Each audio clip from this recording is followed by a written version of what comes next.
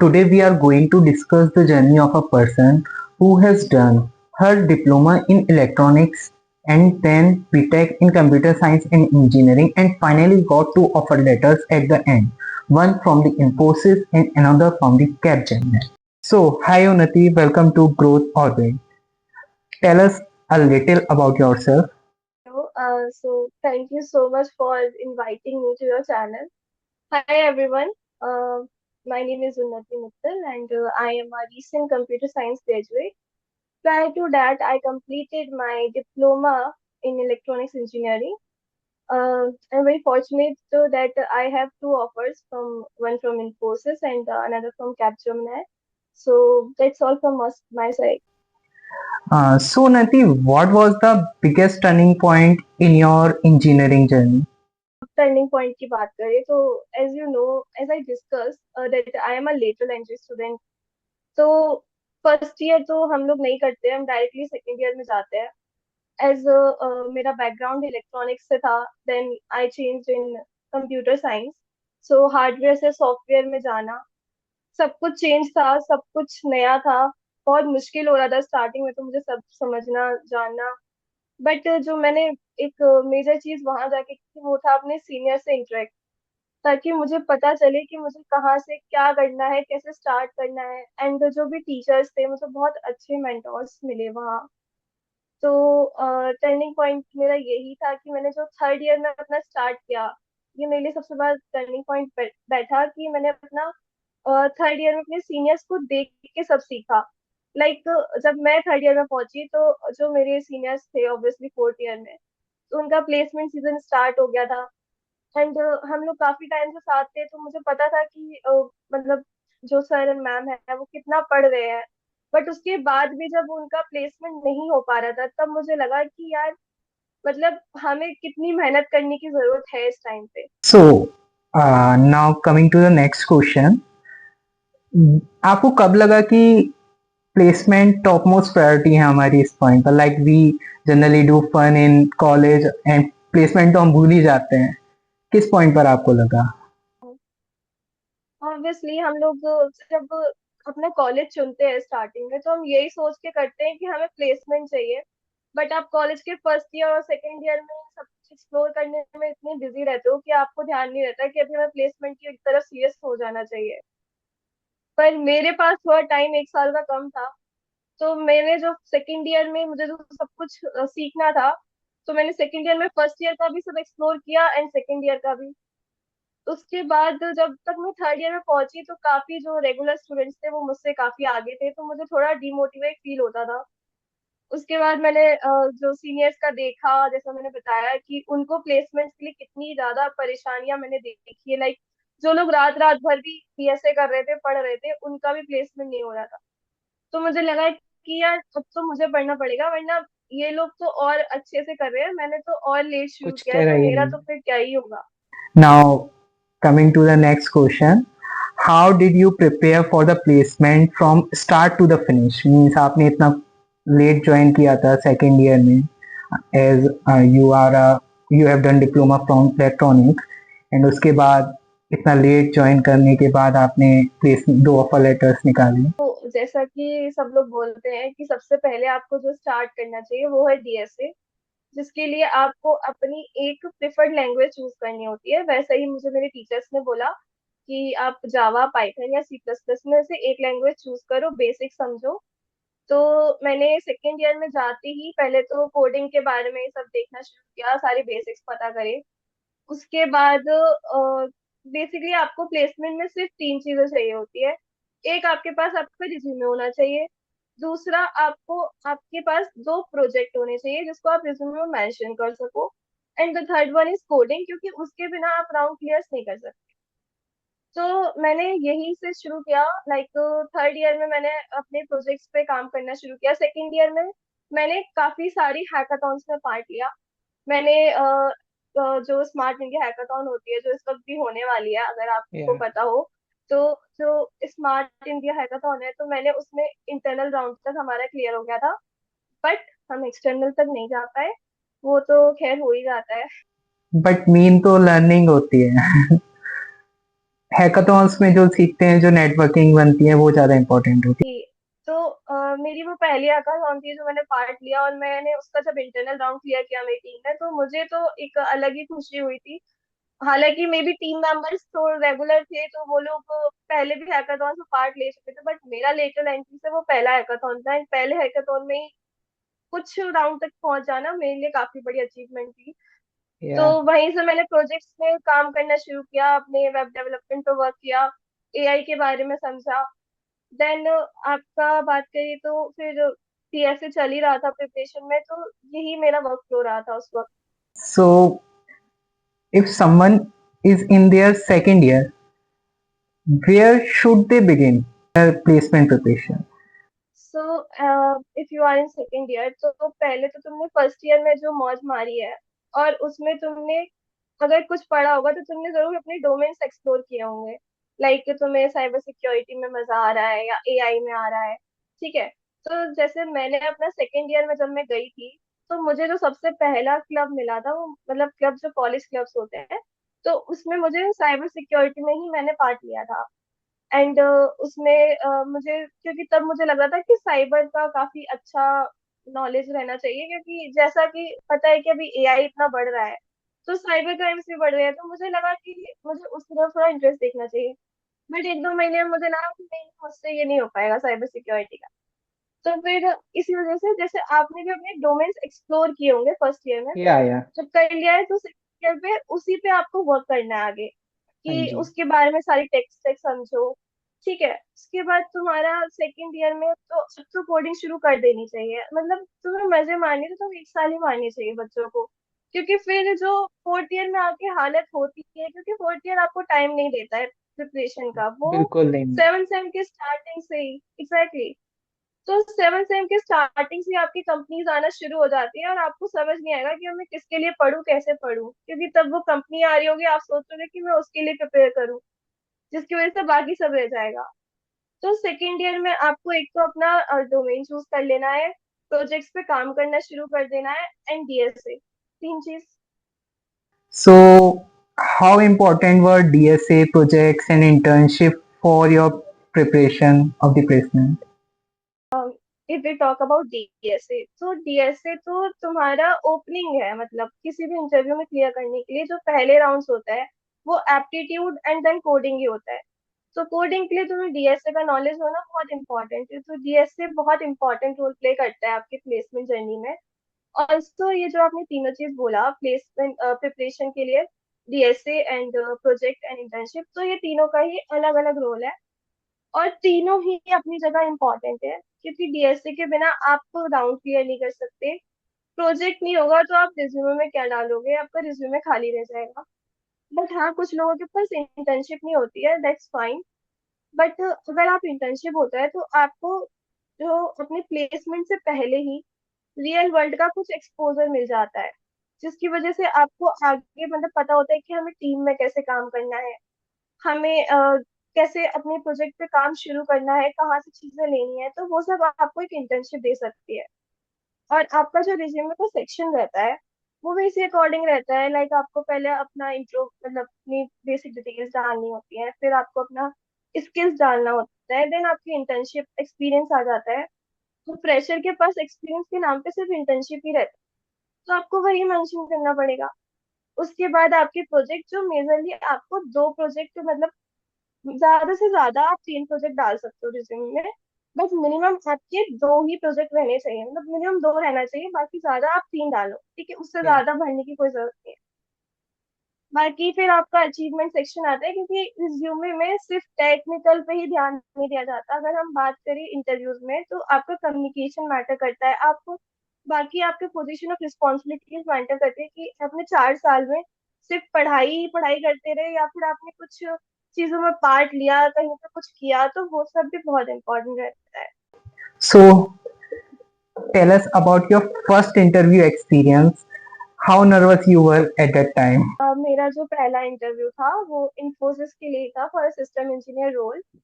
तो वो मेरी पहली ऑन कैंपस कंपनी थी, एंड जैसे कि मैंने बताया, तो फोर्थ ईयर में वो स्टार्टिंग में आई हमारे पास।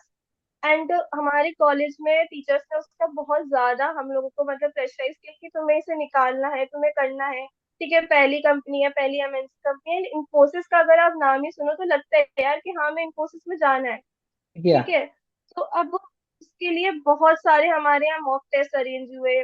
बहुत मतलब जितना मैंने, मुझे लगता है 10th की में जितना मैंने बोर्ड्स के लिए पढ़ा होगा, उसके बाद मैंने जो पढ़ाई करी वो इन्फोसिस के लिए करी थी। मैंने बहुत ज्यादा मेहनत की उसके लिए मुझे। और फिर जब लास्ट एग्जाम का जो उसका ओए राउंड होता है, तो मुझे उसके एक दिन पहले तो मुझे लग रहा था यार मुझसे होगा ही नहीं, फालतू में इतनी मेहनत करी हूँ, क्या कर रही हूँ मैं। एंड देन फिर वो ओए राउंड क्लियर हुआ एंड हमारा नेक्स्ट दिन ही उसके हमारा इंटरव्यू शेड्यूल हो गया। तो टाइम तो नहीं था इंटरव्यू के लिए, क्योंकि मुझे प्रिपेयर नहीं थी कि मैं ओए राउंड निकाल लूंगी। उसके बाद जो वहां पे मेरी हालत बहुत ज्यादा खराब हो रही थी, क्योंकि मेरा पहला इंटरव्यू था, मैंने अभी तक नहीं दिया था। और वो सब इसकी वजह से हुआ था क्योंकि मैंने मॉक इंटरव्यूज नहीं दिए थे। अगर आप पहले एक दो मॉक इंटरव्यूज दे देते हो तो या आपको आइडिया होता है कि हमें सामने कैसे एक्सप्लेन करना है किसी को। राइट। तो जो मेरा पहला इंटरव्यू था, फिर हम मैं बहुत ज्यादा नर्वस थी, लेकिन जब मैं इंटरव्यू रूम के बाहर खड़ी थी, मेरे सर के आने से पहले, तो मुझे लगा कि यार कोई बात नहीं, जो होगा देखा जाएगा, जैसा भी मुझे जितना आता है उससे ज्यादा तो मैं भी याद कर नहीं पाऊंगी ना पढ़ पाऊंगी, तो जो आता है उसके संग ही चले जाते हैं अंदर। So I enter the room and sir ने मेरा रिज्यूम उठाया और फिर उन्होंने बहुत कुछ पूछना शुरू करा, तो तब तो मुझे लगा था कि पता नहीं क्या होगा। या लगता है, सभी को लगता है जिनका इंटरव्यू फर्स्ट इंटरव्यू होता है special. What was the complete interview process of the Infosys and Capgemini? If we talk about the Infosys, so Infosys conducted 2 rounds for system engineer role. First one is online assessment. तो उसमें आपका reasoning, numerical ability और pseudo code ये सब रहता है, उसमें coding नहीं रहती है। उसके बाद आपका डायरेक्ट इंटरव्यू होता है ओ राउंड क्लियर करने के बाद। जो मेरा इंटरव्यू थे, तो जब मैं वहां पे गई तो सबसे पहले तो उन्होंने मेरे साथ ऐसे मतलब माहौल को थोड़ा हल्का सा रखने के लिए उन्होंने मेरे से सबसे पहला सवाल पूछा, उन्नति, तुम्हारा नाम उन्नति है, विच इज मीन्स प्रोग्रेस, तो तुमने लाइफ में कितनी प्रोग्रेस करी। तो उन्होंने मुझसे ये पूछा। उसके बाद थोड़ा सा ऐसे हंसी मजाक सा टाइप हुआ, देन उन्होंने मेरा रिज्यूमे लिया एंड उसमें जितना भी टेक स्टैक था उस सबको वो अंडरलाइन कर दिए कि अच्छा अच्छा इसको ये आता है, ये आता है, ये आता है, ये आता है। उन्होंने सब अंडरलाइन किया और फिर उसके अकॉर्डिंग मुझसे क्वेश्चंस पूछने लगे। बेसिकली क्वेश्चंस आपके मेरे रिज्यूमे में AI ML के प्रोजेक्ट्स थे, तो उन्होंने ML के बारे में क्वेश्चंस पूछे, सिक्वल क्वेरीज के बारे में पूछा और बाकी उप्स कॉन्सेप्ट में कुछ पूछा। तो ऐसे कर करके उन्होंने मुझसे वो क्वेश्चन पूछा था। मेजरली मेरा 15 मिनट्स का चला था इंटरव्यू। And then let's talk about Capgemini, तो उसमें काफी राउंड्स थे। तो उसमें जो आपका पहला राउंड था वो था आपका कम्युनिकेशन राउंड, जिसमें इंग्लिश कम्युनिकेशन, उसमें वो थोड़ा सा हार्ड इसलिए था क्योंकि उसमें काफी सारी चीजें थी। जो मुझे लगता था कि नॉर्मल कम्युनिकेशन राउंड में आपको क्या करना होता है, रीडिंग लिसन करना होता है, फिर उसको सबको सुन के रिप्लाई करना होता है, वही चीज रिपीट करनी होती है, तो वैसा नहीं था। इसमें काफी सारी अलग चीजें थी। ईमेल राइटिंग थी, ऐसे राइटिंग था, तो बहुत सारी चीजें थी उस कम्युनिकेशन राउंड में। जब आप वो क्लियर कर लेते हो तो उसके बाद आपका एक टेक्निकल असेसमेंट होता है।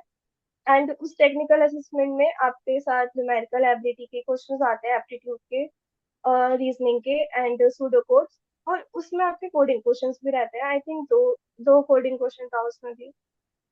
तो आपको वो करना होता है। जब आप वो क्लियर कर लेते हो उसके बाद आपको एक गेमिंग राउंड भी होता है जो उसी दिन ही हो जाता है उसी के साथ। तो गेमिंग राउंड का एक्सपीरियंस मेरा पहली बार था, क्योंकि मैंने उससे पहले सिर्फ सुना था सीनियर्स के सामने कि ऐसे गेमिंग राउंड्स होते हैं कॉग्निजेंट में, कैपजेमिनी में। तो फिर मैंने उसके लिए एक साइट पे प्रैक्टिस करना शुरू कर दिया था थोड़े दिन पहले, कि मुझे मुझे लगा था कि यार कैपजेमिनी भी निकालनी चाहिए तो फिर इसीलिए तो मैंने गेमिंग राउंड का किया। एंड उसके बाद काफी दिन बाद इंटरव्यू के लिए हमारा कॉल आया कि आपका इंटरव्यू है। तो फिर उसका फिर एक इंटरव्यू हुआ जो जो भी मैक्स 15 मिनट ही चला था, उससे ज्यादा नहीं। एंड उसके बाद ऑफर आ गया था। Coming to the next question, Unnati, what technical questions were asked most frequently during the interview? Technical questions में हम बात करें तो ज्यादातर जो क्वेश्चंस रहते हैं वो एक तो उस कॉन्सेप्ट के बहुत ज्यादा पूछे जाते हैं। मतलब आपके जो फोर पिलर्स हैं, ठीक है, अगर आपने अपना लैंग्वेज जावा बता रखा है या सी प्लस प्लस बता रखा है तो उसके अंदर के भी सारे क्वेश्चन, जैसे कि मैंने टीसीएस के इंटरव्यू भी दिया था, बट उसका मेरा रिजल्ट अभी पेंडिंग है। सो उन्होंने मुझसे वर्चुअल फंक्शन और फ्रेंड फंक्शन ये सब उन्होंने मुझसे वहां पे पूछा था। तो मेनली ऊप्स बहुत इंपॉर्टेंट रहता है आपका टेक्निकल में, एंड आपका ऑपरेटिंग सिस्टम वो भी बहुत इंपॉर्टेंट रहता है। उसके बाद आपका कोडिंग क्वेश्चंस तो रहते हैं डीएसए। तो डीएसए में अगर हम टॉपिक्स की बात करें तो आपको जो मेजरली आने ही चाहिए टॉपिक्स वो रहता है array, string, link list and आपका स्टैक एंड क्यू। बाकी आपको नॉलेज होना चाहिए हैश मैप वगैरह का, तो उससे आपके मेजरली क्वेश्चन सॉल्व हो जाते क्वेश्चन था जिसकी वजह से जो आपको सरप्राइज करा हो कि ये तो क्वेश्चन पूछने ही नहीं था, ये कोई like different out of the box question पूछा हो किसी ने? हैं। जैसे मेरा एक ऑन कैंपस एक और कंपनी का इंटरव्यू था। तो टेक्निकल क्वेश्चंस के साथ साथ उन्होंने मुझसे अचानक से ऐसे एक सिचुएशन बेस्ड क्वेश्चन पूछ लिया था। लाइक उन्नति, तुम्हारे पास इस वक्त फोन नहीं है, ठीक है, और तुम किसी ट्रिप पे गई हुई हो, अभी तुम्हें कुछ मतलब इम्पोर्टेंटली कॉल करना है किसी को और तुम्हारे पास कुछ चार्जर वगैरह नहीं है, तो तुम क्या करोगे वहां पे। अब एकदम से ऐसे कोई सवाल पूछ लेते हैं इंटरव्यू में तो थोड़ा बहुत हो जाता है। तो ये था कि हाँ, ये एक अलग सा क्वेश्चन उन्होंने मुझसे पूछ लिया उस वक्त। सो उन्नति, जनरली स्टूडेंट्स के मन में एक क्वेश्चन रहता है कि जो इंटरव्यूअर्स होते हैं वो ज्यादातर डीएसए पूछते हैं, प्रोजेक्ट्स पूछते हैं या कोर सब्जेक्ट से पूछते हैं। सो आप इसको क्लियर आउट कर सकते हो। एक्चुअली रोल पे डिपेंड करता है। अगर आपका रोल जैसे हाई पैकेज का है तो मेजरली आपका जो फोकस रहेगा वो आपका डीएसए पे रहता है मेजरली। मतलब क्योंकि वो 2 से 3 क्वेश्चन, अगर आप 8-9 लाख के पैकेज की बात कर रहे हो तो वो मेजरली आपसे डीएसए ही पूछेंगे। अगर आप 3-4 की बात कर रहे हो तो वो आपके प्रोजेक्ट में से बहुत डीप नॉलेज में पूछेंगे। बाकी मेजर जो इंटरव्यूज है उसमें दो चीज तो रहते हैं कि आप इंटरव्यूअर आपको जानता तो है नहीं, वो आपकी रिज्यूम में देखेगा, तो आपकी रिज्यूम में मेंशन होगी सिर्फ प्रोजेक्ट्स और आपके इंटर्नशिप और आपका डीएसए के मतलब कि आपने कितने लीड कोड पे क्वेश्चन सॉल्व कर रखे हैं, ठीक है। तो ये सब उसमें मेंशन होगा। अब वो उसी में से सब पूछेगा तो आपका जो तीनों ही चीज इंपॉर्टेंट है, आपको प्रोजेक्ट पे भी काम करना पड़ेगा, आपको डीएसए पे भी काम करना पड़ेगा और इंटर्नशिप भी एक ढूंढनी पड़ेगी। सो उन्नति, एक क्वेश्चन और रहता है स्टूडेंट्स के मन में कि लाइक जो रिज्यूमे होता है और जो प्रोजेक्ट्स बनाते हैं वो लोग, तो इंटरव्यूअर कितना डीप तक पूछता है इंटरव्यू में? लाइक कितना डीप तक उन लोगों को प्रिपेयर करना है, क्योंकि उन पर भी प्रिपरेशन के टाइम बहुत चीजें फिगर आउट करनी पड़ती अगर हैं। मैं ऑनेस्टली बताऊं तो कुछ बच्चे ऐसा करते हैं कि वो प्रोजेक्ट कहीं से उठा कर भी अपने रिज्यूमे में डाल देते हैं जब उन्हें बिल्कुल नॉलेज तो है नहीं उसका। तो इसका ट्रिक है कि तुम्हें इंटरव्यू से पहले इस प्रोजेक्ट का वर्किंग फ्लो तो पूरा पता होना चाहिए कि कौन सी चीज कैसे स्टार्ट हो रही है एंड कैसे एंड होगा, ठीक है। उसके बाद तुम्हारा जो भी वर्किंग फ्लो और टेक स्टैक, लाइक जैसे मेरा भी प्रोजेक्ट है तो मैंने एमएल के ऊपर प्रोजेक्ट है, तो उन्होंने मुझसे पूछा कि आपने जो ये वाला, अगर आपने feed forward neural network use किया है, ये वाला मॉडल यूज किया है, तो आपने यही क्यों यूज किया है। आपको उसके क्रॉस क्वेश्चन भी हो सकते हैं, उसके ऊपर क्रॉस क्वेश्चन, तो वो सब आपको जानने होंगे। तो इतना पढ़ लो कि पूरा वर्किंग फ्लो पता हो, टेक स्टैक कौन सा यूज हुआ हो, एंड आपको उसके अगर क्रॉस क्वेश्चन हो तो वो चैट जीपीटी या किसी भी एआई टूल से आप निकाल सकते सो उन्नति, काफी स्टूडेंट्स अब इंटरव्यू देने जा रहे हैं एंड आप कुछ ऐसी कॉमन मिस्टेक्स बता सकते हैं जो जनरली अ कैंडिडेट करता है इन फ्रंट ऑफ इंटरव्यूअर, जिसकी वजह से वो रिजेक्ट हो जाते हैं? हैं। जो जनरली मैंने देखा है और मैंने खुद से भी ऑब्जर्व किया है वो है ओवर थिंकिंग, जो आप इंटरव्यू से पहले कर लेते हो कि यार ये मुझे आता है, अगर मुझे वहां नहीं आया, मैं नहीं बता पाई तो क्या होगा, कहीं मैं रिजेक्ट ना हो जाऊं। तो तुम पहले ही सब सोच के बैठ जाओगे कि तुम रिजेक्ट हो गए, सेलेक्ट हो गए, तो तुम वहां पे जाके तो गड़बड़ कर ही दोगे ना। तो एक तो आपको वहां पे इतना ओवर थिंक नहीं करना है, जितना तुम एक रात पहले पढ़ चुके हो उससे ज्यादा नहीं पढ़ पाओगे। और अब वो कोई जरूरत भी नहीं है क्योंकि फिर सब मिक्सअप हो जाना है। तो अपनी प्रिपरेशन जितनी है उतनी रखो, और दूसरी चीज, अपनी रिज्यूमे में कुछ भी फेक चीज मेंशन मत करो जो तुम्हें नहीं आती हो। जैसे कि मैंने बोला कि आपका जो इंटरव्यूअर है वो आपके रिज्यूमे से ही आपको देखेगा। तो आपका जो चीजें उसमें मेंशन है वो सारी सच होनी चाहिए, ताकि अगर वो उसने पूछ लिया कि ये टूल आपने कहाँ और क्यों यूज किया था, तो आपको पता होना चाहिए। तो यही दो मिस्टेक्स रहती हैं कि आपको रिज्यूमे में फेक नहीं रखना चाहिए कुछ भी। कोई एक टिप आप बताएंगे जिसकी वजह से वो कैंडिडेट सेलेक्ट हो जाए, मतलब इंटरव्यू में जो मोस्ट इम्पोर्टेंट टिप आप बताना। ये बोलते हैं ना, first impression is the last impression. तो मुझे लगता है कि अगर आपने पहले ही जाते ही अपना कॉन्फिडेंस कॉन्फिडेंस के साथ आपने अपना इंट्रोडक्शन दिया है, ठीक है, उसमें सब मेंशन किया है, क्योंकि जैसे कि मैं अगर आपको बताऊं लाइव एग्जांपल के साथ, तो जब मेरा टीसीएस का इंटरव्यू हुआ था, तो मैंने उसमें अपना जो भी इंट्रोडक्शन है उसमें मैंने अपने प्रोजेक्ट को थोड़ा ज्यादा ही एक्सप्लेन कर दिया था, मतलब थोड़ा ज्यादा नहीं, बट हाँ इतना कि वर्किंग फ्लो से मेरा प्रोजेक्ट क्या करता है वो मैंने उसी में बता दिया था, अपनी थोड़ी सी अचीवमेंट उसमें मैंने ऐड कर दी थी। तो उसके अकॉर्डिंग मेरे से जो बाद में प्रोजेक्ट से रिलेटेड क्वेश्चन है वो कम पुटअप हुए थे। तो आपको जो इंट्रोडक्शन देना है वो फुल अपने अच्छे से कॉन्फिडेंस के साथ और पूरे अच्छे से मतलब कम्युनिकेट कर दोगे, तो उससे लगेगा इंटरव्यूअर को कि हाँ इस बच्चे में कॉन्फिडेंस है, तो मतलब ये बता ही देगा। तो ऐसे रहता है, सबसे मेजर चीज होती है कॉन्फिडेंस, क्योंकि आप बीएसए कर लोगे, आप बाकी चीजें कर या लोगे, लेकिन अगर आपका कम्युनिकेशन बेकार है, तो आप उसको सामने वाले को बता ही नहीं पा रहे हो कि आपने क्या किया है। या उसके लिए आपको जो मेजर चीज रहेगी वो है आपको आपको मॉक इंटरव्यूज देना। कम से कम 5 मॉक इंटरव्यूज आप पहले दे के देख लो कि यार सामने वाले से कैसे बात करनी है। Now coming to the last question of this podcast, imagine thousands of students इस पॉडकास्ट को देख रहे हैं। कोई एक एडवाइस जो आप उनको देना चाहें ताकि वो प्लेसमेंट को इजीली क्रैक कर सकें, कोई भी प्लेसमेंट को, किसी भी का। प्लेसमेंट के लिए सबसे इम्पोर्टेंट चीज है जो मैंने 3 चीज बताई है, आपको उस पर फोकस अच्छे से रखना है। डीएसए में कंसिस्टेंसी बहुत मैटर करती है। आप अगर आज क्वेश्चन नहीं करते हो तो हम अगले दिन वो चीज भूलने भी शुरू कर देते हैं, तो इसके लिए आपको पहले तो डीएसए की कंसिस्टेंसी बहुत मैटर करती है। दूसरा चीज, आपको 2 प्रोजेक्ट एंड टू एंड वाले बनाने ही है, क्योंकि अगर वो आपके रिज्यूमे में नहीं होगा तो वो रिज्यूमे आपका खाली हो जाएगा। एंड जो आपका जो रिज्यूमे रहना चाहिए वो आपका मतलब एक प्रिंट है जो आपका सामने वाले देखकर आपके बारे में जान पाएगा। तो प्रोजेक्ट में आपका रहना चाहिए। बाकी इंटर्नशिप अच्छा रहता है अगर आप कर लो, क्योंकि उससे आपको एक एक्सपोजर मिल जाता है कि हमें बाहर जाके कैसे काम करना है। तो मेजरली अगर आपको चीज है, तो और सोचना मत कि मैं रिजेक्ट होऊंगा कि सेलेक्ट होऊंगा। जो है जैसा है चलने दो, अगर इस कंपनी में नहीं होगा तो मे बी तुम्हारा एक बेटर अपॉर्चुनिटी कहीं और आपका वेट कर रही है। तो कभी ये मत सोचता है कि सिंपल एक दो सिंगल इंटरव्यू तुम्हारे पूरे करियर को डिपेंड कर रहा है। ठीक है, बाकी पढ़ाई करते रहो एंड दे और बीएसए तो बिल्कुल मत छोड़ना। Yeah. So thank you, Unnati. Also, don't forget to like, share, and follow her Insta with the name Unnati Mittal, and subscribe her YouTube channel with the same name Unnati Mittal. And links will be provided in the description.